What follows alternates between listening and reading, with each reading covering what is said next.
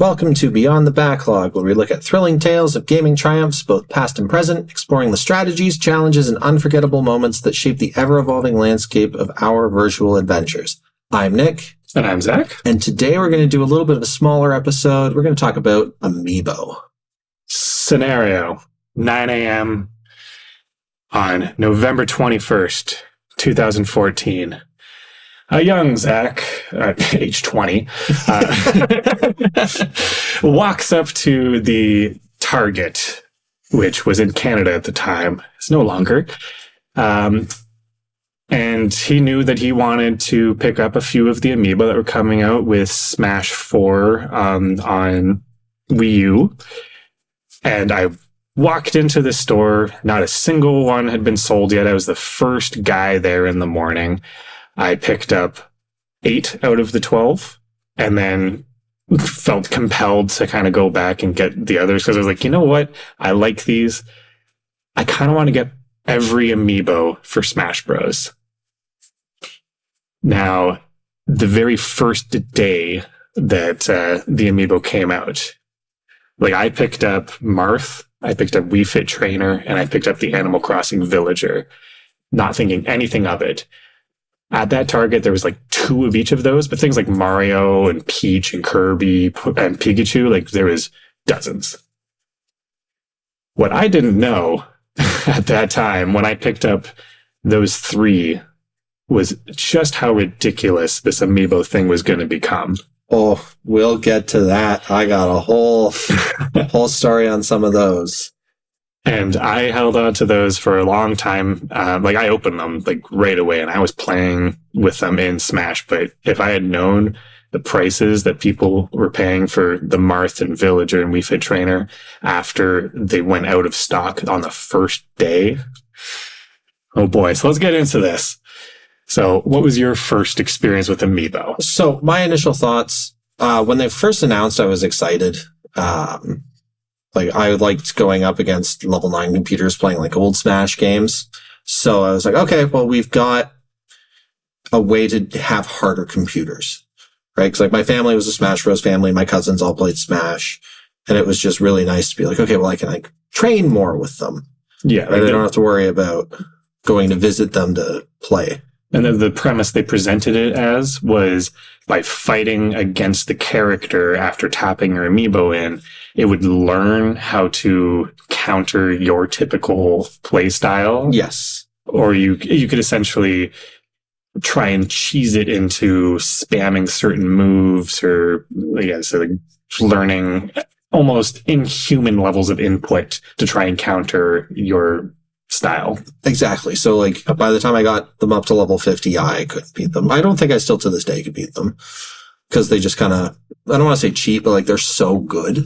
Mm-hmm. But I thought it was cool. And then I made mention of the idea of having merchandise for game series that don't show up as much here in North America, right? Like I'm a huge Fire Emblem fan. So from a merchandise perspective, I would have been one of those guys going to get one of the 2 Marths.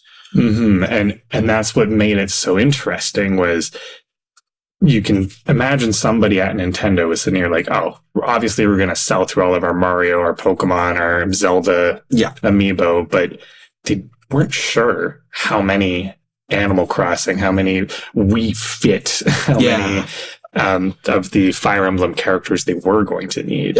Because this was their first time having like officially licensed figurines for them. And this was, you said, what, 2014? So they had their Fire Emblem Awakening had come out and kind of revitalized and like revived the series because I'm fairly sure that if that didn't do well, they just weren't going to make more of them, right? Maybe keep them just Japan only.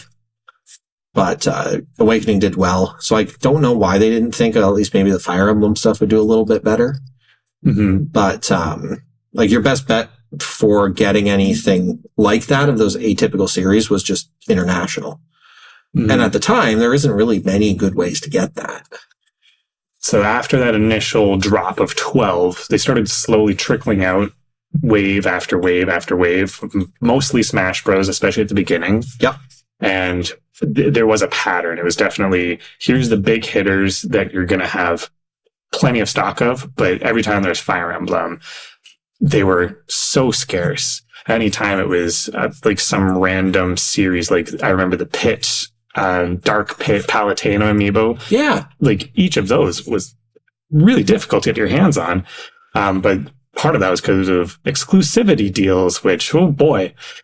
Yeah, I tagged this point, WTF are these prices? Because you had like exclusivity deals. So I didn't want to go around to like 4 different places and get some of the amiibos. And then just resellers, right? So you started jacking up the pricing on everything. And Nintendo always had a little bit of like understocking, right? They'd rather keep the demand higher than the supply. Right. And they got a lot of flack for that, I remember. And I remember it being labeled as Amiibo-geddon, and I would follow Twitter pages that were just like posting links anytime an online retailer had it back in stock because they were that hard to get. And these things originally launched in Canada for like $12.99. And I remember the third wave that came out was the first time I waited outside that Toys R Us for... I think I got there at 5:30 in the morning, and I was 4th in line. And I was probably the youngest person there at like 20. Yeah. And we were all playing, it was like February, but it was like 0 degrees, and we were all sitting there playing Smash on our 3DSs outside. It was fantastic. But I remember looking at the prices people were selling them for before even going in the store, and they were trying to push, it was like Robin that came out that day was the really rare one, and people were trying to push for 200 plus the day it came out because it was so well known that there's going to be a supply issue. And correct me if I'm wrong, but you pretty well either waited in line or like pre-ordered all of them, right? Yeah, and that was the first one. So that was the first time where they're like, we're not doing pre-orders because this was so ridiculous. Yeah. How few people got them and how few our store itself got.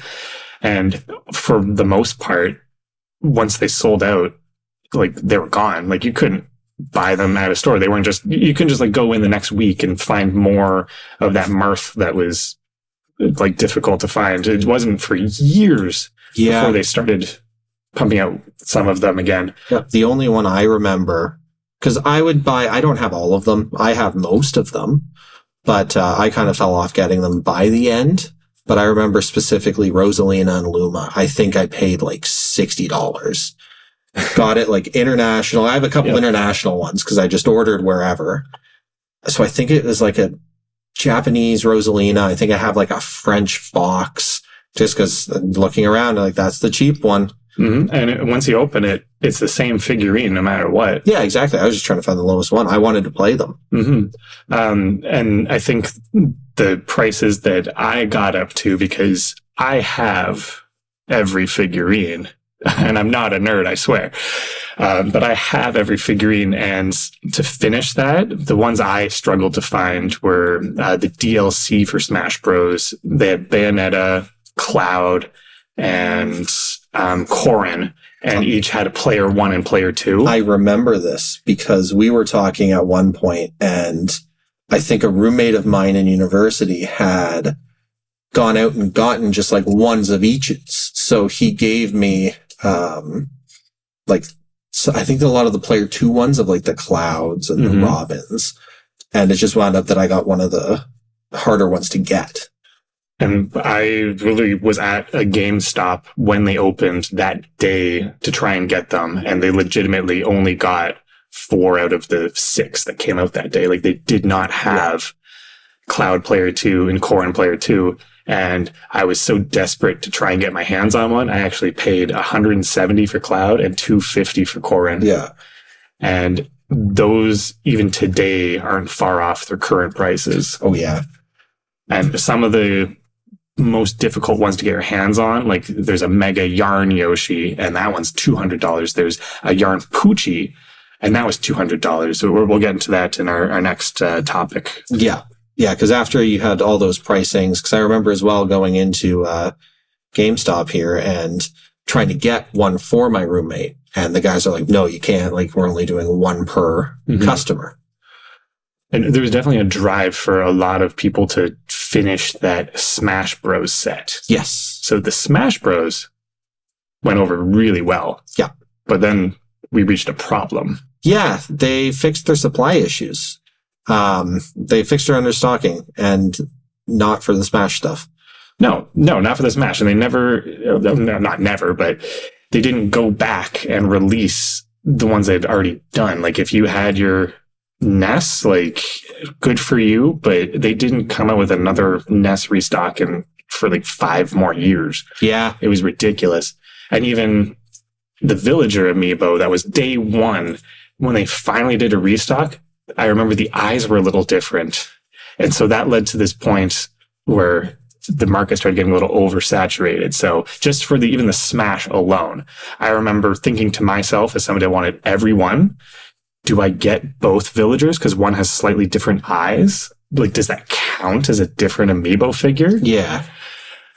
So they were stocking us up, but then also that's when they came out with the Mario series, independent of the Smash Bros. So even though we had Peach, Mario, Donkey Kong, Luigi, Yoshi already in the Smash series, they also got just Mario specific releases. Yeah. Now, did you ever have a conversation with yourself where you said, you know what, I already have a Mario one. I don't need this Mario series? And this is where my decision to go all in kind of backfired. Yep. Is because I'm like, this is getting ridiculous, because they released a bunch of the Mario series on the same day as like 3 Smash Bros ones. And the Smash Bros ones were really difficult to get because they still weren't sure how to balance their supply there. But everywhere you went, just like you could not, they couldn't push these Mario series fast enough. Yeah. And every time you'd go in and see Amiibo at a store, it would literally just be a whole wall of this Mario series. And it's crazy to look at the prices now, remembering how easily, readily available they were for like 2 years straight. I will say, too, there was maybe one exception, at least initially. Toad. Yep. And why I asked that question was I had the opposite stance where I said, okay, I want every single Smash Bros. One. Maybe I'll do it now. Maybe I won't. I don't really know. Mm-hmm. But I knew, okay, I want Toad. So I did. I ordered a Toad. It was easy enough for me to get because I was just quick on it. I was like, yeah, I want the Toad. That's it. Found it just in stock, and there we go. And that one was just the hard one to find because I think a lot of people had the same mindset that I did. Mm-hmm. And that kind of launched us into the next era of Amiibo. Or error. No. And that was, we started getting Animal Crossing Amiibo figures. We started getting Splatoon figures. There was some weird experimental ones going on, like just a Pikmin one that didn't come with any particular game. Yep. But was to kind of celebrate Hey Pikmin coming out on 3DS, which no one cared about. Oh, yeah. And the Shovel Knight one. I own the Shovel Knight one. Yeah. And like then the Shovel Knight one. Why the heck they had a Shovel Knight Amiibo? Who knows? It's like one indie game. And the fact they had the Game Grumps of all people, like I love the Game Grumps channel, and they actually were like contacted by Nintendo to make the advertisement for it, to announce it. Why we have that, a gold Shovel Knight, and the first 3 DLC characters, King Knight, Plague Knight, and the Scepter guy. Yes, whatever the other knight is. So suddenly we had 5 Amiibo for one game that's like an indie game, and I genuinely don't think anyone cared that these Amiibo came out. And I remember the gold Shovel Knight Amiibo specifically was literally launched because Yacht Club Games wanted to give the people who missed that original Shovel Knight a chance to get a Shovel Knight. But as somebody who collects them all, this is now 2 different figures that are the exact same and are both in limited quantities and now both have a high price. So it's like, how do we get to this point? And I'll make a note on that as well. Just with the Smash Bros. Series, you had kind of like a Venn diagram thing, right? You had Smash fans and you had fans of that series. Mm-hmm. So you kind of had this overarching of people where it's like either of the two would want something like this. Whereas when you had, especially with the Animal Crossing ones, because I just remember there only being Animal Crossings for them. I legitimately remember somebody showing me the Animal Crossing Amiibo for $3. Yeah. Because stores were quite literally just trying to get rid of them. And I paid them full price at the time, which was when they started going up in price. I think the Animal Crossing ones were like $16. Yeah, I was going to say, I think they got around 15, 16. Nowadays, a brand new one is $21, $22, $23. Some of the larger ones launched for like $40, $50, $60. Yeah. Oh boy. But I think in terms of where we hit that oversaturation point was having all these exclusives. So on the same day, Ness was a GameStop exclusive, Jigglypuff was a Walmart exclusive, and Bowser Jr. was a Toys R Us exclusive. So that was the day that I waited at Toys R Us. Yeah. And I got my hands on a gold Mario, a silver Mario, got my hands on like the Robin, like a couple of really rare ones. But if I had known that Bowser Jr. was like the one of the 3 exclusives they had like 80 copies of, I would have done that, because I went to Walmart right after. Not a single Amiibo in the store. Yeah. I went to the GameStop. Not a single Amiibo in the store. And that's when I knew I had a problem. But then after that, we started just getting all those unnecessary ones. Like, as I said, that gold Shovel Knight. We had a gold Mega Man that was the exact same as the original Mega Man and was part of the Smash series. We had 2 8-bit Marios, one in classic and one in modern colors. I remember the 8-bit Marios because they also had the Zelda one, like the Link. And I just kind of blocked the rest of those out of my memory. Yeah. Because they kind of, like, eventually, I think they kind of figured it out in a way. I mean, I hope they figured their crap out, because at one point we had 3 Isabelle figurines. Yeah. And she had only been in 1 game at that time. Yeah. And that was because one came bundled with Animal Crossing Amiibo Festival, and that was her summer outfit. And then one came just independently on its own, like half a year after that game came out, and it was her like fall or winter outfit, whatever. And then we also had her in the Smash series. Yeah. And I'm like, that was just, we don't need 3 Isabelles. We don't need all these other Animal Crossing ones beyond the heavy hitters like KK and Tom Nook. Yeah, and Villager. Yeah. But then we got like 3 different recolors of Splatoon Amiibo. Why? They don't do anything different. It's literally just more Amiibo for the sake of more Amiibo. Yeah. We got 3 different standard Marios, as I said, like the gold, silver, and just the plain. We have the Famicom color of ROB from Smash. Why did we need an original NES and a Famicom color? And why were they released at separate times? Like 3 different Yarn Yoshi colors and a big Yarn Yoshi. Why? Just, it was legitimately this feeling of, why are they doing this to me? And why do I want them all? Mm-hmm. I think my breaking point was the Amiibo cards. I do not care about the cards. I'm not going to try and collect them all. See, and I thought the Amiibo cards were a great idea, just from, so like my mom plays Animal Crossing. My aunt got her it for the Switch, and they play together. They go to each other's islands. It's great. Mm-hmm. But the Amiibo cards, I think, are a really good way to just have like, oh, well, I just want to bring this villager in. Okay, cool. I don't see them as part of the, like things. Right? They're not tchotchkes. Mm-hmm. Right? They have more of like the tangibleness of it. Whereas with the Amiibos, they are kind of very much just like, you have them out. Yeah. And I feel like I use the Amiibo more for display than anything. And the fact that so many of them came bundled in with other games, and for some of them, that was the way to get the Amiibo. And I think that was a frustrating aspect. So I know you have here that you really liked. I liked they were bundled together. Yep. Like, but I don't get all of them. I do like that they did that, but I remember, like, I got the Chibi Robo Ziplash on 3DS because that was the only way to get the Chibi Robo Amiibo. Mm-hmm. And it wasn't until almost a year later that they released it as a standalone. If I would have known that, I was going to say, I think I just have it. If I would have known that, I probably wouldn't have gotten the game. Yeah. same with like Mega Man Legacy Collection. It's so easy to get that game on any platform. I don't want to play it on 3DS specifically, but they came with an Amiibo that was exclusive to that game. And that was frustrating. I'm so glad that they didn't like re-release any game with an Amiibo figure that was exclusive to that package. Yeah. Cause, oh boy. Yeah, like if they did an HD remake of Twilight Princess and then it just came out and then they did it again, but they're like, hey, here's Wolf Link. Well, that's a good example. So imagine if that Wolf Link was exclusive to the Twilight Princess HD and you already had Twilight Princess on GameCube and Wii. Exactly. You'd be like, I don't need to buy this game again, but I want that Amiibo. Yeah.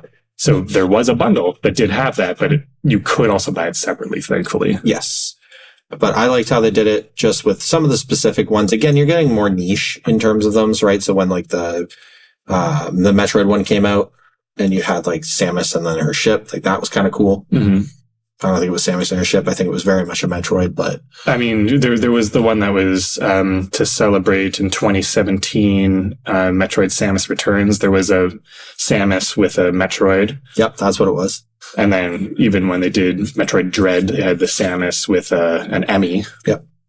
Those were really cool. Yeah, I liked specifically Fire Emblem. They did their Echoes series where they were re-releasing some of their older games. I kind of wish they kept up with it, but I get why they didn't, because Shadows over Valencia didn't do too well. But it came with the bundle of it, and you could get Alm and Celica there too. And that was at the point where some of the Amiibos were getting like pretty high quality for like what they were doing. Oh yeah, that kind of brings us into the third era. Yeah. Was, I would say, even as early as like having Aster of Solar, whatever the Dark Souls one was. Yeah. Solar of, yeah. That was genuinely just a cool product. Mm. And I was really happy to have that and that it exists in the first place. But at the same time, that was when we had like the Yarn Poochie one that was bundled with Yoshi's Woolly World, but only on 3DS. And thankfully it had its own independent release. But I think after that point, they started getting really good. Yes. And there wasn't as big of a supply issue. But you still can't find them if you missed the initial launch. But a lot of the Smash Ultimate characters, like the brand new ones for that, it's like having like a new Pichu finally, or even things like the Zelda series when they came out and having all these generations of Link. Like those were just cool. Yes. Maybe I'm a little biased because I love Legend of Zelda. There's probably no need for 14 different Links, but they have them.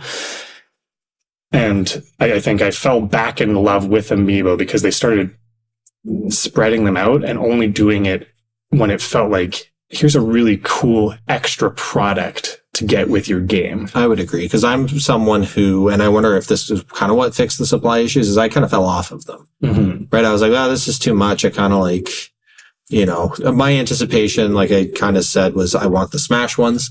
And then they just kind of like did too much with them. And I was like, well, why do I want the Smash ones if like they're just going to do it for everything?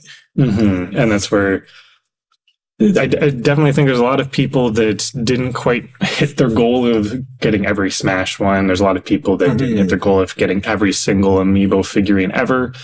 But I like that even if it's an impartial collection, even if it's just the ones you really like, you can kind of enjoy them at your own pace. Yep, exactly. Like I have a friend who mostly just has like some of the Fire Emblem ones, and he has like, I think Bowser and like all the characters that he just played in Smash Bros. Mm-hmm. It's like, that's kind of a cool way to do it. Now, did he actually use the Amiibo in Smash Bros. For their intended purpose? I don't think he ever did.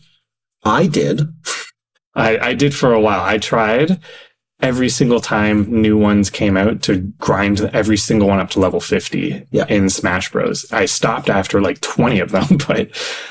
See, I used to do little like CPU tournaments just if I got bored or like I was trying to study or something in school. Oh yeah. Just to train up all the Amiibos. Because when my cousins had a Fox Amiibo, and what it wound up doing, because it was trained, was it would just sit at the edge, jump and fire lasers. Mm-hmm. Like that was it. I was like, well, I just figure at any point, like AI training AI, what could go wrong? And I think there was some fun to be had by just watching the Amiibo fight themselves. Yep. And I've seen like tournaments on Twitch or even people doing meetups where they bring their Amiibo that they've trained to see who trained theirs the best. Yeah. That was a really cool use of them. But beyond that, I haven't used a lot of them. I did it a little bit for Breath of the Wild. So some examples that I put down here is like I did try it a few times in the Zelda games on Switch. Currently Star Allies.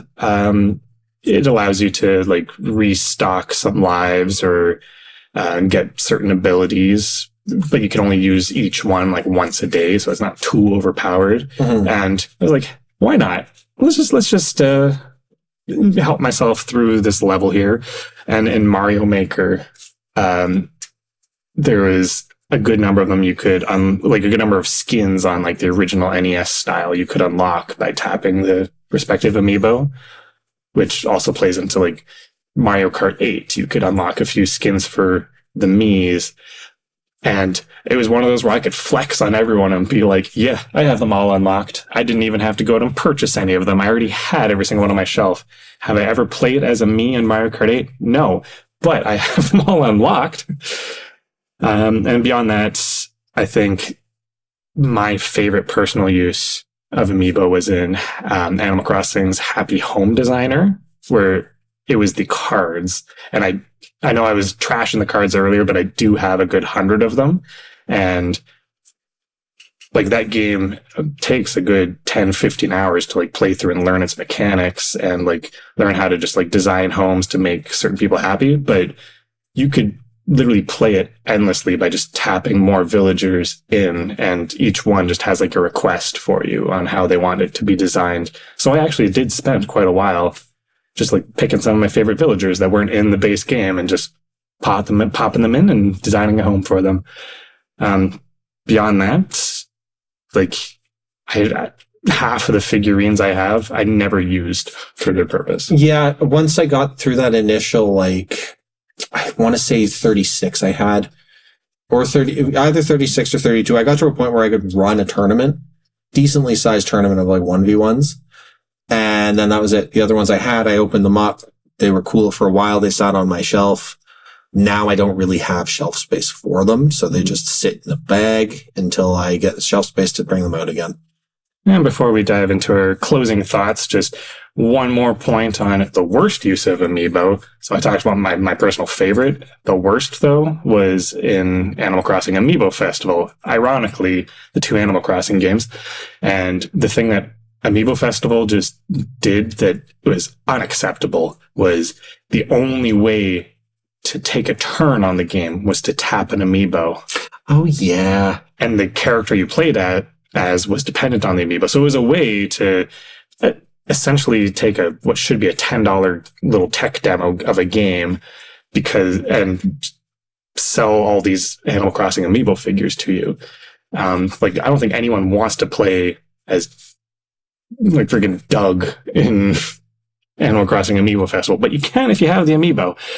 I don't think it's a selling point, but just how finicky that gameplay is. It's like you have to pass the gamepad back and forth, and each person take their Amiibo and tap it on just to roll the dice. Yeah, it's unnecessary. It was so unnecessary. They did a little mode like that in Mario Party 10 as well. That was absolutely like flambasted as it should be, because it was so unnecessary. Yeah. But that aside, and that is just a, dark moment in Amiibo history, overall, as a whole, what do you think? Were they worth it?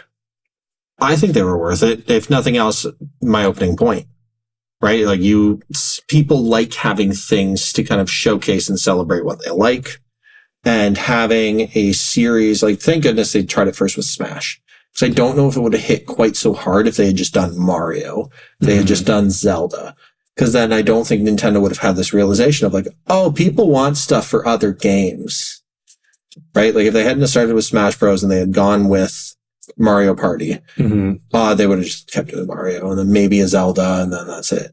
And I think there was almost a dual-edged sword here of Nintendo guessing what we did want and what we didn't want, realizing, we need to make more of all of these, but then assuming that it was because it was Amiibo is what we wanted. Yes, that was the issue. That was the issue. They assumed what we wanted was more Amiibo. They're like, no, I want to showcase the fact that Fire Emblem is one of my favorite game series. Mm-hmm. I can find Zelda stuff. I have no issue finding that. But at the time, 2014, 2015, Fire Emblem, especially when you're getting to like, not just like things, right? Like, so if I'm going to interpret this question of were they worth it, I'm thinking from a value perspective. My collection that I have was worth it, but that's because out of all 200 plus figurines I own, I only ordered maybe 10 of them online for more than their original retail price. And that was just because I legitimately did not have them in the store on the day they released. Yeah. If you were now going to try and start a collection, it is not worth it. It is not worth it. No. Do not try and collect all 200. You're going to be putting in 7, 8, 9, 10 grand just to own all of these figures that are little pieces of plastic that have very limited use, especially in Switch games. Yeah. As a quick example, I just tossed on Amazon here. Wii Fit Trainer right now. It's on sale, 38% off. It's $50 Canadian. Mm-hmm. And however much I love having my collection, and I'm very proud of my collection, unless you have very specific characters you want to own, like I said, just don't go all in right now. Maybe there'll be a time in the future where they plummet in value. Jump on them there. I don't even know if they're more of a status item now than anything, but collect new ones as they come out. Show them that we still enjoy the Amiibo. Just don't waste your money on some of the old ones that are hundreds of dollars. Not right now, at least. No, see if you try to find something you like, if anything. Yeah. And then go from there. I think you're beyond the point of trying to get everything. Exactly. It's like most collections. If you're not ground floor, it's going to be that much harder. But I think that's all we got today. It was a little bit shorter than our original ones, but I kind of like this topic-based one. Let us know what you think and if we should do some more of them. Awesome. Thanks for listening. Yeah, you take care.